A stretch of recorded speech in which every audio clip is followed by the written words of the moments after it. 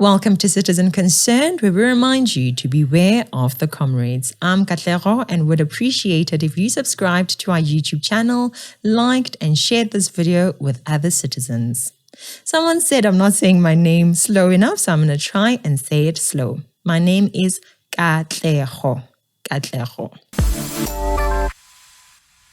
If you see yourself as an outsider, should you be surprised if people start treating you as an outsider?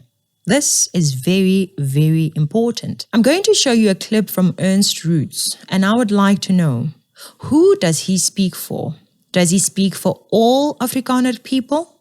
Whether you're an Afrikaner or not, I'd like anyone who has any kind of African identity documents to tell me if you agree with these comments.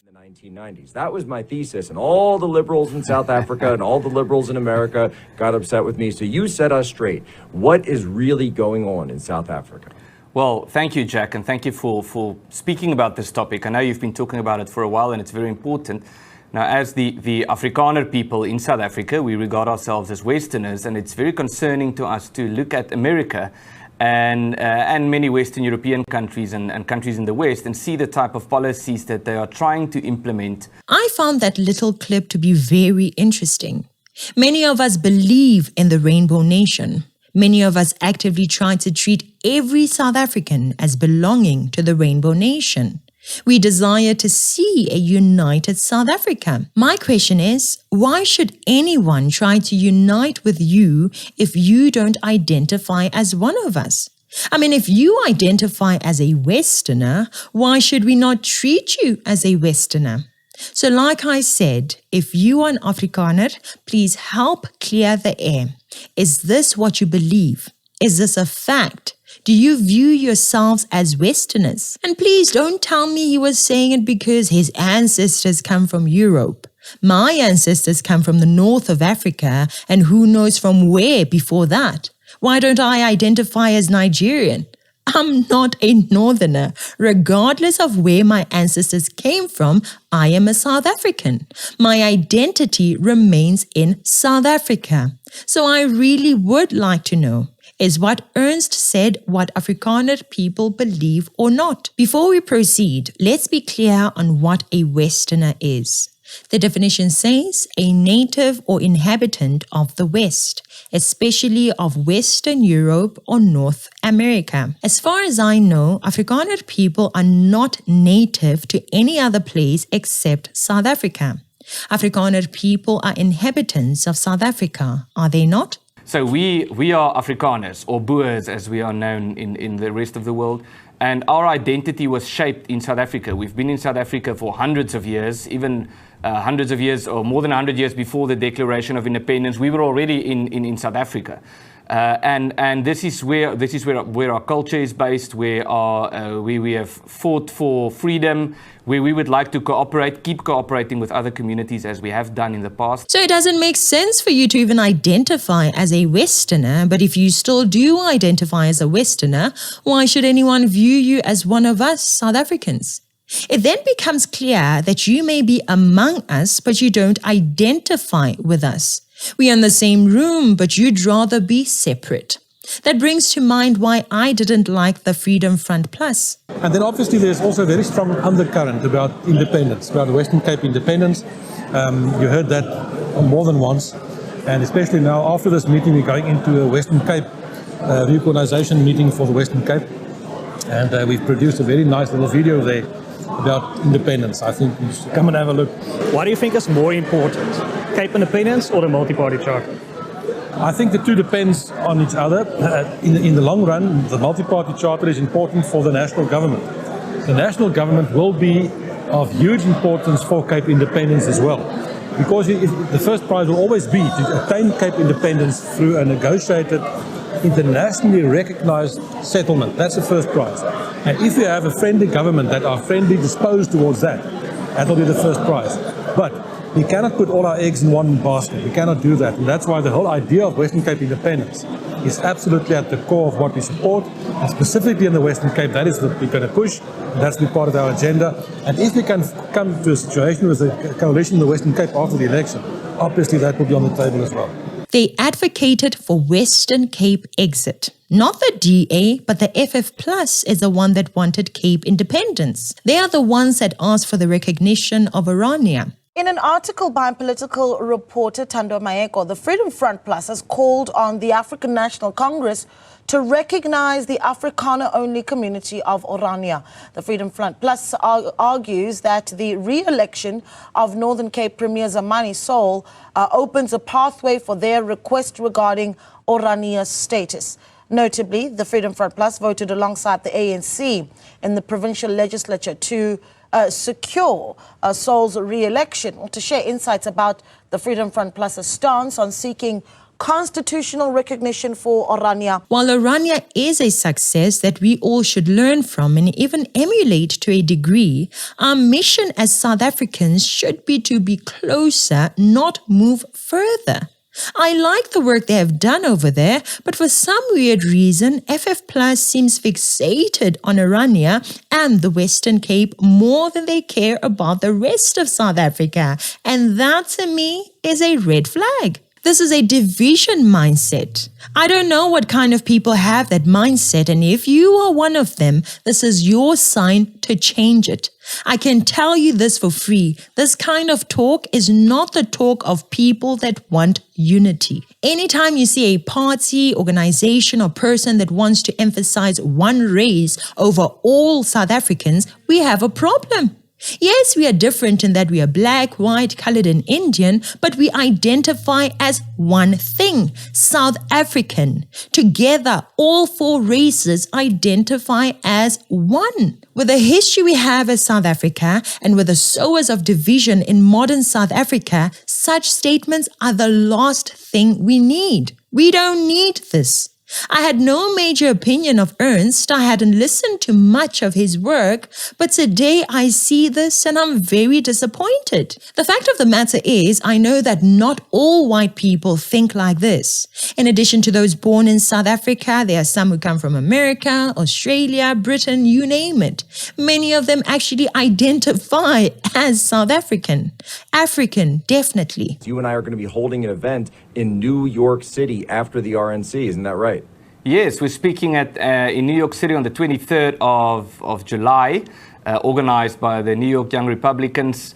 And we're very excited about that because the Africana Foundation that we just spoke of was just launched a week ago in South Africa. It's interesting that you were in America for the Republican National Convention. The Republican Party is not a party of just one race. It's a party of conservatives, a people who mainly identify as Christians and uphold Christian values of love, truth, hard work, unity, and so on. In general, that's what the identity of the Republican Party is about. Instead of learning from that, you're actually doing what is opposite from that. In the Republican Party, you don't hear anyone talking about stuff like we the Irish, we the blacks, or we the Spanish. There is none of that. They are the Republican Party. They stand together as black, white, green, or yellow. They don't play identity politics in the Republican Party. Do you know who does play identity politics? It's the people who are similar to the EFF, MKP, and ANC, the Democrats. Black this and diversity that. You are playing the extreme opposite of that, which is what they call far right. Or maybe you're not, but actions say so to me. You can't go on international trips to advocate for one group in South Africa. Are we not all in this together?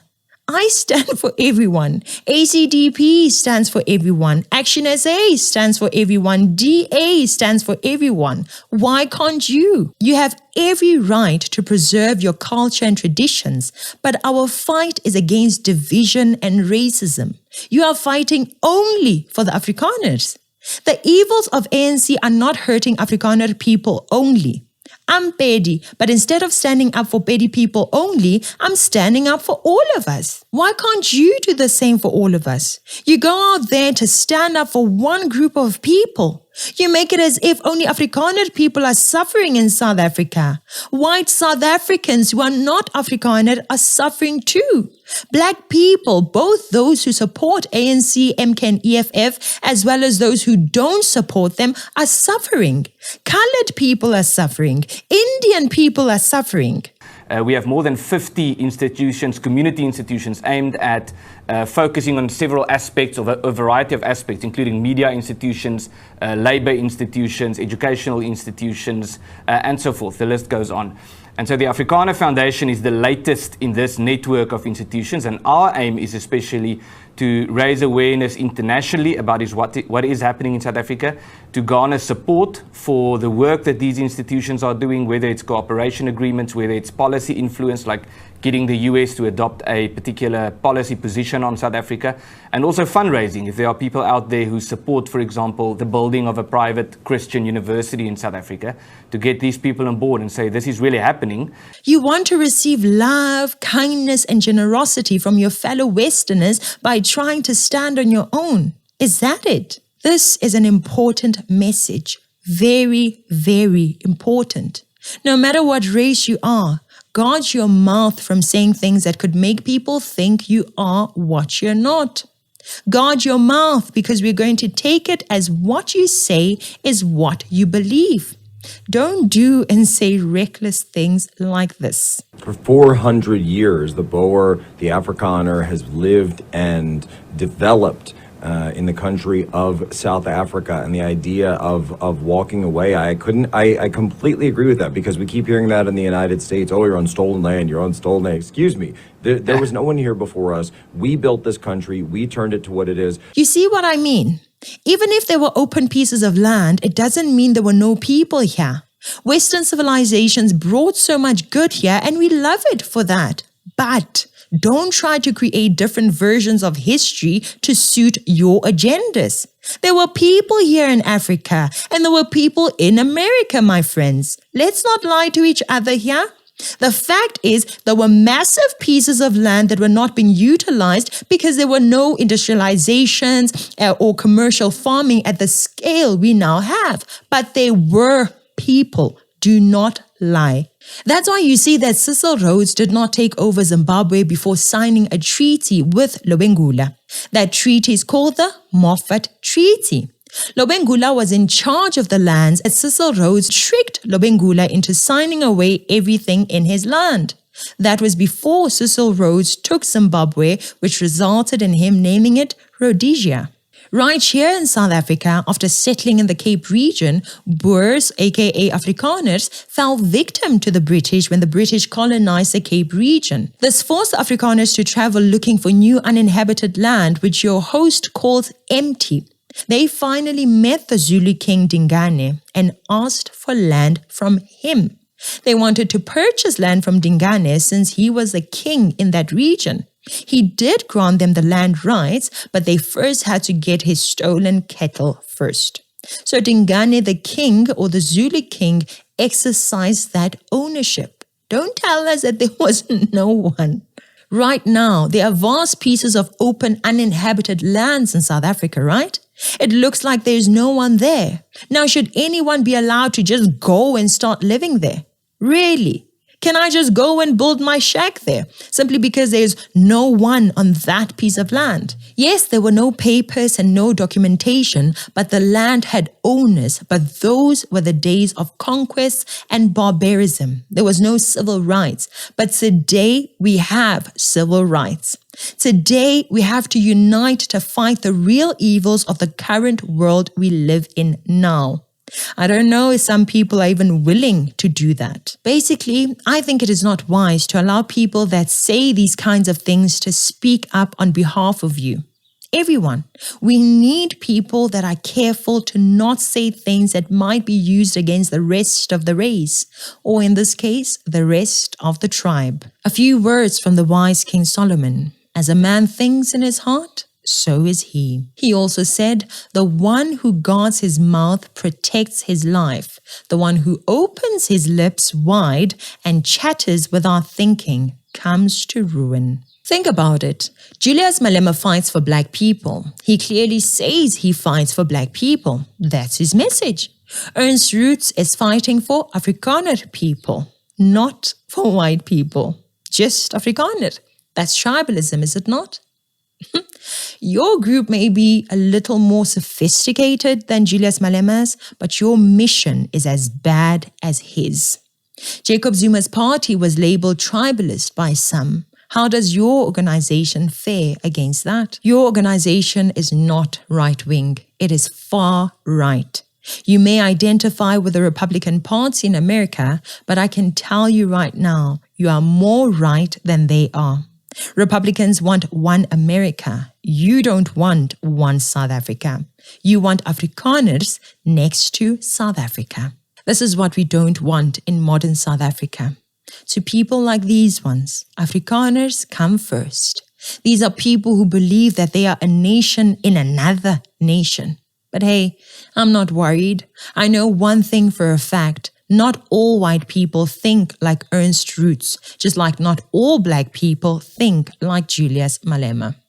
That's it for today. Thank you so much for watching.